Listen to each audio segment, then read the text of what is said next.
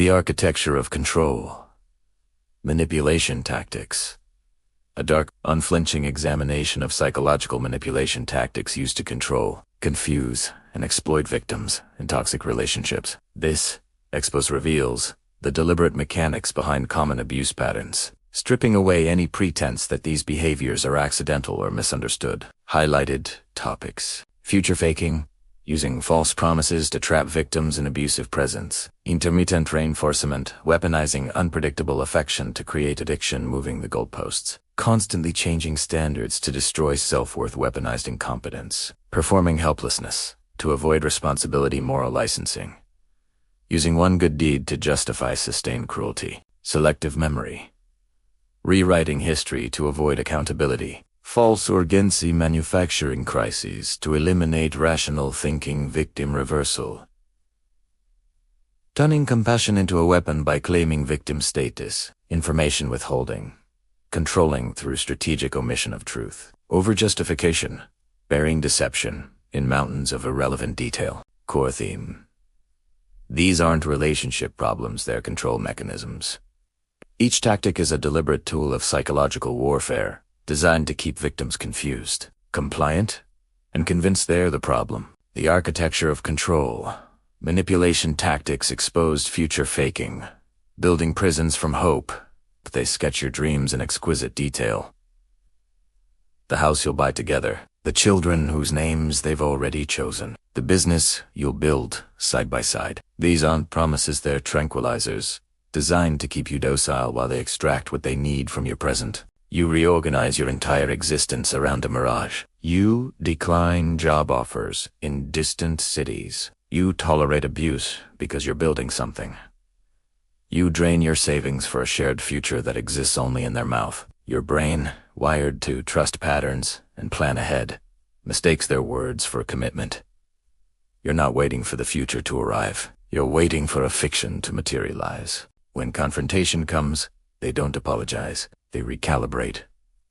The timeline shifts like shadows at dusk. It's not the right moment. Circumstances evolved. You're applying pressure. The goalpost sprouts, legs, and runs. But here's the cruelty. They don't stop promising. New fantasies replace old ones, each rendered in vivid, specific detail. They've discovered that hope is more effective than handcuffs. You're not their partner. You're their hostage, fed on hallucinations of tomorrow while they pillage your today. The future was never meant to arrive. It was meant to keep you stationary. Intermittent reinforcement, the slot machine of affection in the beginning. They flood you with warmth. Your nervous system calibrates to this abundance as baseline reality. Then the faucet shuts off without warning. Silence. Coldness. Criticism that lands like glass in your throat. You excavate your recent behavior, searching for the transgression that triggered their withdrawal. You find nothing, because there was nothing. The cruelty is the point. Then, just as your panic peaks, they return. Sweet. Attentive. The person you thought they were. Your brain releases dopamine in a desperate wave of relief. The reward is back. But the unpredictability has transformed that reward into an addiction stronger than consistency could ever forge. This is the exact mechanism casinos use to empty wallets. Random rewards create obsession. You're no longer in a relationship, you're at a slot machine, pulling the lever of your own degradation. Convinced the next pull will deliver the jackpot of their consistent love. You work harder, say less, shrink more, become hypervigilant, scanning for microscopic shifts in their mood, trying to predict the unpredictable. Your anxiety becomes their control mechanism. They've gamified your attachment, and you're losing by design. The kindness isn't kindness. It's bait. The coldness isn't punishment. It's conditioning. You're not being loved intermittently. You're being trained. Hash. Moving the goalposts. The impossible standard. They set the target. Clean the house and peace will follow. Finish the project and you'll earn their approval. Apologize correctly and you'll be forgiven. You meet the demand with precision. Then they rewrite reality. The house wasn't clean enough. The project lacked depth. Your apology sounded performative. The original requirement evaporates, replaced by a new expectation they never articulated. You try again, working twice as hard. You meet the revised standard. They move it again. Over months, then years. You stop trusting your own competence. If the rules mutate faster than you can learn them, how can you ever succeed? You become a person who second-guesses every decision, hyperanalyzes every interaction, apologizes for things that aren't mistakes. Your self-worth erodes like a cliff face under relentless waves. This is intentional architecture. The goal was never for you to reach the finish line. The goal was to keep you running, exhausted, convinced that failure is a reflection of your inadequacy rather than their systemic sabotage. When nothing you do is sufficient, you eventually believe you are the insufficiency. They've made you small. They've made you compliant. They've made you grateful for scraps of approval that should never have been withheld. Weaponized. Incompetence. The performance of helplessness. They agree to help. The dishes. The children. The basic tasks of shared existence. Then they execute those tasks so poorly that you're forced to intervene. The dishes remain greasy. The children remain unsupervised. The paperwork is sabotaged by deliberate errors. You correct them, explain again, demonstrate. They nod with theatrical understanding, then replicate the same failure.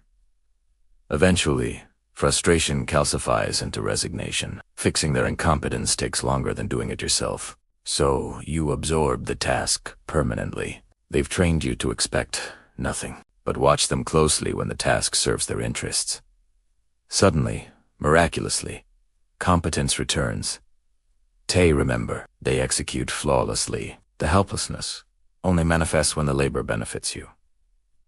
This is strategic. They've offloaded responsibility while maintaining plausible deniability. How can you fault someone for trying and failing? Except they're not failing. They're performing failure, and you're the captive audience, applauding their inability while drowning in the work they've refused to share. You become the capable one, the responsible one, the one who carries everything. They become the one who just can't handle basic human tasks. The division isn't natural, it's manufactured, and you've been conscripted into maintaining the lie. Moral licensing, banking, goodness, spending cruelty. They perform one act of kindness, a favor, an apology, a thoughtful gesture. You feel gratitude, relief, hope. Then they cash in that single good deed like currency, purchasing permission for sustained cruelty. After one kind moment, they feel entitled to weeks of neglect. One apology covers 10 insults. One gift justifies chronic selfishness. When you object, they weaponize their goodness. Remember what they did for you? Remember their sacrifice? That one act becomes a shield against accountability. You begin to doubt your own standards. Maybe you're ungrateful. Maybe you focus too much on the negative. The good moment gets used to erase multiple bad ones, and the ratio becomes grotesque. One act of decency stretched across months of harm. Morality doesn't work like a bank account. Kindness can't be stockpiled and spent. Each action stands alone, but they've convinced you otherwise. They've taught you that occasional warmth purchases unlimited latitude for damage. You accept less and less, grateful for crumbs, while they feast on your lowered expectations. The kindness was never genuine. It was down payment on your tolerance. Selective memory, rewriting history in real time. You remember the argument clearly. The words they used, the venom in their voice, the way it punctured something inside you. Later, when you reference it, they look at you like you've invented fiction. That never happened. You're misremembering. You're being dramatic. Then they offer their version, delivered with such conviction that doubt seeps in. Actually, you started the fight. You said those things. You broke the promise. Your memory, once solid, becomes liquid. Maybe you did misunderstand. Maybe your perception is flawed. You start questioning events you witnessed firsthand. Over time, you lose faith in your own mind. This is deliberate erosion. When someone denies your reality with sufficient confidence, reality itself becomes negotiable. You stop bringing up the past, Because every conversation devolves into a debate about what's true. They never apologize because in their revised history, they never transgressed. They control the narrative by controlling the past. History becomes whatever serves them in the present moment. You're left with no solid ground, no objective truth to stand on. Every memory is subject to their revision. You're not losing your mind. They're taking it from you, one rewritten event at a time. Hush, hush. False urgency. Manufacturing crisis. Everything is an emergency. Decide now or lose everything. The opportunity expires tonight. Someone else is circling. The clock is ticking. Your heart rate spikes. Your thoughts scatter. You're forced to choose between acting blindly or missing out completely. So you commit before you're ready. Sign before you've read. Agree before you've considered alternatives. The pressure releases. Then you discover the deadline was fiction. Nobody else was interested. The opportunity wasn't vanishing. They fabricated urgency to eliminate your capacity for thought. This is fear-based manipulation. When your brain perceives a closing window, rational analysis shuts down. You move into survival mode, prioritizing speed over accuracy. They can out these. They weaponize it. They create artificial crises to bypass your judgment entirely. Real emergencies are rare. Most decisions can wait. When someone demands immediate action, they're not respecting your process. They're annihilating it. They need you reactive, not reflective. Panicked, not measured. Because if you had time to think, you'd see through them. The urgency is always false. The crisis is always manufactured, and your rushed decision always serves their agenda. Victim reversal. Weaponizing your compassion, you express legitimate hurt. They crossed a boundary. Violated trusts, said the Marquis. You bring it up calmly, seeking acknowledgement. Instead, they collapse. Suddenly, you've attacked them. You've wounded them. You're the cruel one. They cry. They rage. They perform devastation so convincing that your empathy overrides your grievance. You shift from seeking apology to offering one. The conversation that began with your pain ends with you comforting them. Your issue gets buried beneath their theatrical suffering. Over time, you stop raising concerns. Every attempt to address harm results in you apologizing for their reaction to being held accountable. You learn that your pain causes them distress, so expressing it feels selfish. You swallow it. You protect their emotions at the expense of your own. This is compassion turned into a weapon. They know you're wired for empathy. When they display distress, your instinct is to help, even when their distress is performance art designed to dodge responsibility. Every confrontation becomes a referendum on your cruelty. You become the villain in a story where you're trying to heal. Accountability vanishes. The person who caused harm successfully rebrands as the wounded party, and you, the actual victim, apologize for bleeding on their knife. Information, withholding, the power of partial truth. They tell you something. A plan. A decision. A story. It sounds complete. You make choices based on what you know. Then you discover what they omitted. They were talking to their ex. They'd already decided before consulting you. The money situation was catastrophic. Everything shifts. If you'd known the full truth, you would have chosen differently, protected yourself differently. When you confront them, they shrugged. You never asked. It didn't seem important.